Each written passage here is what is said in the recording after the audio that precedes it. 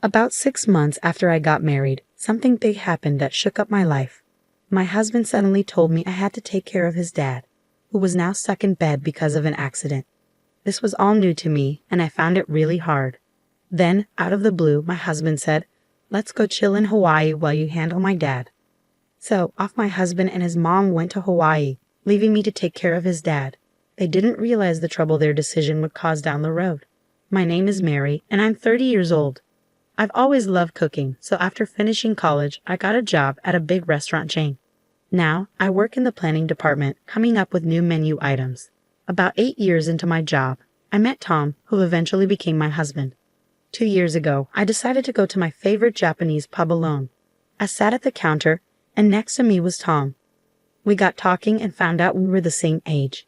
We hit it off and exchanged numbers. Tom started inviting me out to dinner often, and we began spending a lot of time together. He was funny and upbeat, and I found myself really liking him. It seemed like he felt the same, and we started dating. Eventually, we got married 6 months ago and now live together in an apartment conveniently located between our workplaces.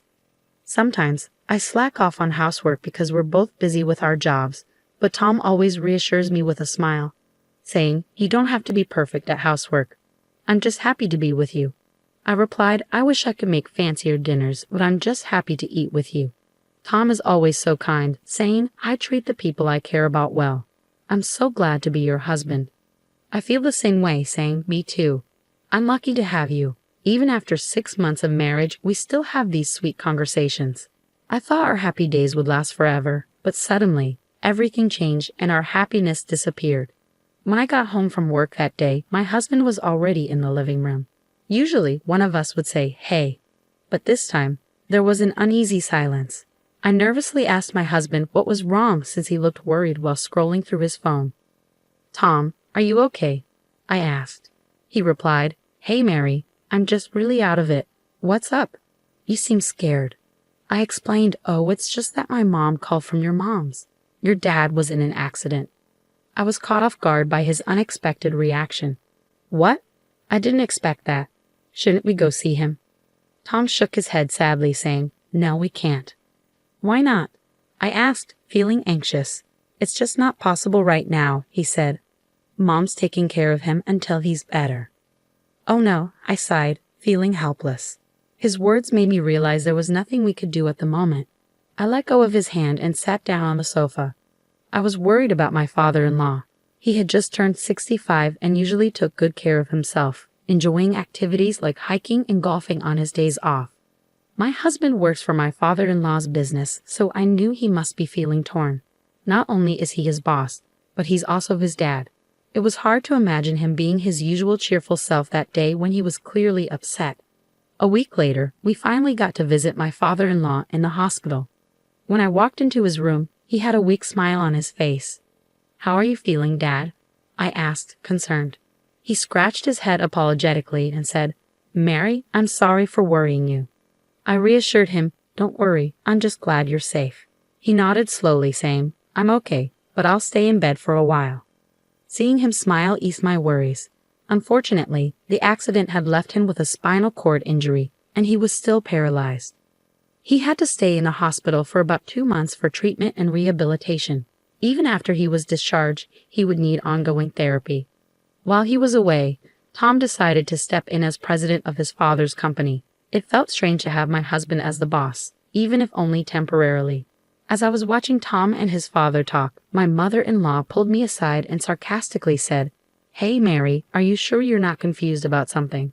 "I'm not confused," I replied firmly. "Just because Tom is the president doesn't mean you can take advantage of him. Please don't do that." My mother-in-law shrugged and said, "I don't need to worry about that. I have a job and I'm well compensated." "Fine, but you knew Tom was the boss's son from the start." "What a nasty thing to say," I retorted, feeling frustrated. But it was all in her imagination. I didn't know Tom was the president's son until we had been dating for a while. Since the beginning of our marriage, my mother-in-law had been sarcastic toward me, and I didn't want to be misunderstood or disliked by her. So I spoke up. I didn't get with Tom for money. I was drawn to his personality. "What are you talking about? You act like you know everything about me," she shot back. "Well, you won't be able to fool me. I'll never accept you. Never. My father-in-law, sensing tension, asked, "What's going on?" "Nothing," my mother-in-law snapped, giving me a harsh look. Her words and behavior showed that she favored Tom. She probably thought I married him for money because we tied the knot after only a year of dating. Her treatment of me had been harsh from the moment we met at the wedding. I never expected her to be so mean. Even more troubling was that my husband adored her. A few days later, he said something that bothered me. "Mary, you know that my dad will be discharged from a hospital next month, right? We'll be going back to my parents' place then," Tom said. "Wait, why are you bringing this up now all of a sudden?" I asked, feeling caught off guard. "It's my mom's suggestion. It's a good opportunity for us to live together. She can't take care of my dad alone," Tom explained. "But it's not that simple to make such a big decision so quickly. We need to think this through together," I replied. "I'm grateful for your consideration, Mom." I was confused, but he was firm, saying, "Well, that's the decision. Just make sure you pack your stuff in time for the move." "But I won't be able to get to work easily if we move to your parents' place." "We struggled to find an apartment close to our jobs," I protested. "It's only 5 train stops away from my parents' place, isn't it? You're lucky you can even sit on the train in the mornings," he replied. It seemed like my husband and mother-in-law had already made up their minds about living together. Despite my attempts to discuss avoiding it, they ignored me. My husband became even more devoted to my mother-in-law, and his treatment towards me got harsher. He started lecturing me every single day. "How's the packing going? I won't be able to take time off work on moving day, so you'll have to take care of everything. You'll be in charge of all the household chores and looking after my mom. Don't let her suffer," he'd say. Even before the move, I felt mentally overwhelmed by his comments. With the company being busy, I was already juggling work and preparing for the move. I was completely drained, both physically and mentally. 2 months later, the move was done, and my father-in-law came home from the hospital. I barely had time to catch my breath, but I started a new job as my father-in-law's caregiver. I woke up at 4 a.m. to make breakfast and do laundry simultaneously. Then I hurried to my father-in-law's room to give him a morning massage and help him change clothes. I had to finish breakfast before my husband and mother-in-law, and once they were done, I assisted my father-in-law with his meals. Finally, after everyone had eaten, I could head to work. Despite all my efforts with caregiving and housework, my mother-in-law was never satisfied. She always seemed to find a way to delay me from going to work in the mornings. "Mary, can you spare a minute?" she'd say. I'd apologize. "I really have to leave right now." "What's the problem now?" "Are you complaining about breakfast?" My mother-in-law's words hit me like a ton of bricks. "I'll talk to you about it when I get back. Now I'm leaving. Don't argue with me. Just stay put," she commanded. I felt a headache coming on as my mother-in-law continued to yell. My heart started racing, and I felt dizzy. Whenever my husband or mother-in-law started with their unreasonable demands, I would get heart palpitations and headaches. But arguing with them only made things worse. The quickest way to get through it was to stay quiet. Because of my mother-in-law's constant complaints, I was always running late for work. My coworkers started to notice, and they were worried because I had never been late before. 3 months had flown by since my father-in-law got out of the hospital, but I still felt like I was running on fumes. After a long day at work, I had to rush home and start cooking dinner, but even my efforts weren't enough to please my husband. "What's the matter, Mary? I come home tired, and you're serving fish? Are you serious?" he criticized. "I'm sorry. I had to step away to help my father-in-law, so I just made boiled fish," I explained. "You should make something that gives me energy. I'm not interested in boiled fish," he complained. As my husband started making himself some instant noodles, I fell silent, feeling defeated. My mother-in-law looked smug. Feeling down, I went to help my father-in-law get ready for the evening. He noticed my distress and asked, "Mary, you look a bit pale. Are you okay?" "I'm fine. Just a bit stressed with work," I replied. "Is that all?" "I've been hearing a lot of arguing between my wife and Tom lately," he said with concern. "It's my fault. I'm not very skilled at a lot of things," I admitted sadly. "I don't see it that way," I replied, forcing a smile and fibbing to my father-in-law. It was the only way I could keep myself going. The truth was, I had always wanted to leave, but what would happen to my father-in-law if I did? I couldn't just walk away from everything. As the end of the year approached, I had some days off from work, but I spent them cleaning the house. Then, on New Year's Eve, My husband dropped a bombshell. My mom and I are heading to Hawaii, he announced. Hawaii? But we've been talking about this for a while, my husband explained, sounding nonchalant. Wait, just think about your dad's condition. He needs you here. Besides, you're off work, so we should do something together, I pleaded.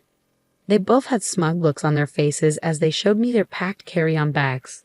It seemed like they found my confusion amusing as they struggled to contain their laughter. As they walked out the door, my husband casually said, You'll take care of my dad while we're in Hawaii. We're going to relax, so you're on your own. They both laughed as the door closed behind them. In that moment, something inside me snapped. What do you mean, take care of him? Why am I the one doing everything alone? I can't handle being treated like this as a family member. I'm divorcing him when they get back, I thought, feeling a surge of anger. Despite my decision to divorce, I resolved to focus on caring for my father-in-law until they returned. I decided to stop doing anything around the house. The next day, I made breakfast for my father-in-law as usual and went to his room with a towel to help him freshen up. As I was doing so, my father-in-law smiled at me. Mary, Happy New Year, he greeted me. Dad, Happy New Year to you too. What happened with Tom and my wife last night? They seem to be in some sort of trouble, I asked. They went to Hawaii, he replied. Hawaii? Really? My father-in-law sighed deeply and looked skeptical. Dad, let's not dwell on that.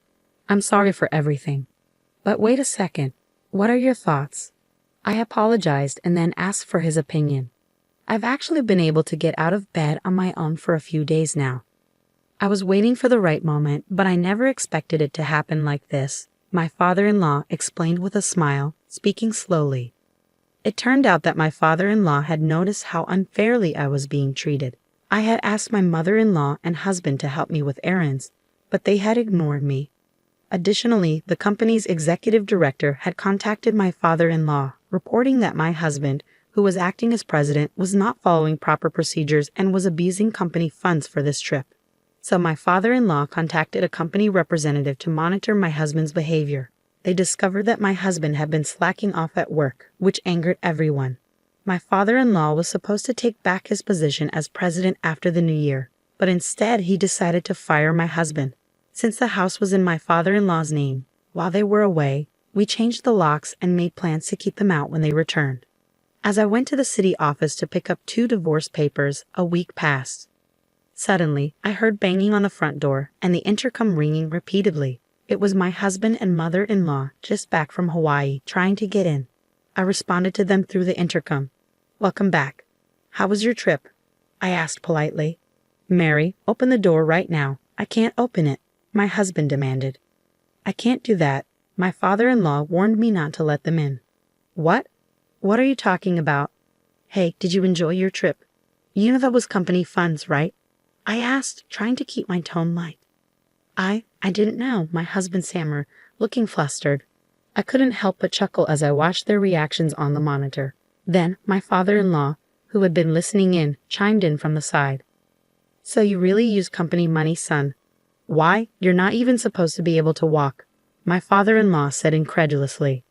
I've been able to walk for a few days now, thanks to Mary helping with my rehabilitation, and the managing director told me about your shady behavior at work, my father-in-law explained.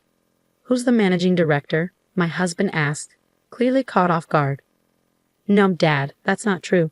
You've been fired and you need to leave my office right now, my husband declared angrily. Pack your things and get out. Through the monitor, my husband started to cry, pleading, Mary, you won't leave me, will you? He reached out to me. What are you talking about? Do you have any idea how I've felt since you decided to move in with your parents without asking me? You, along with your mother, took advantage of me and forced me to take care of your father. Do you know how hard it's been for me? I snapped back at him as he grabbed onto me. Mary, calm down. I'm sorry. He apologized, tears streaming down his face. Your apology means nothing to me. When you left on that trip, I realized it was pointless to continue this family with you. I'll be living on my own. I don't want someone like you, I told my husband firmly. He looked stunned as he backed away, and my mother-in-law rushed to support him. It was a heartbreaking scene between a mother and her son. Then my father-in-law stepped forward, holding the divorce papers I had received. He made them fill out the papers right then and there, and I escorted them out and locked the door. They pleaded with me to open the door, but my father-in-law remained silent. I haven't seen them since. Rumor has it that they're both unemployed and struggling to find a place to stay, sleeping in a comic book cafe and working odd jobs. It's a far cry from the life they were living before, but it's the consequence of their actions. After the divorce, my father-in-law told me, "I'll hire a housekeeper from now on, so you're free to go." I took him up on his offer and moved to a place near my work. Now I'm living a comfortable and fulfilling life. I'm incredibly grateful to my father-in-law for rescuing me, and I'm determined to repay him however I can.